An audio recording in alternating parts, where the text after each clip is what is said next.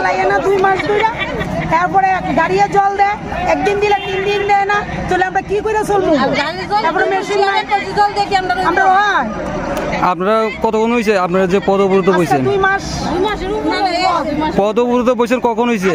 আজকেই বইছি আমরা কি আজকে বইছেন আপনারা কি ডিডব্লিউএস এ জানাইছেন না আমরা কেউরে জানাইছি না আমরা জানানি হইছে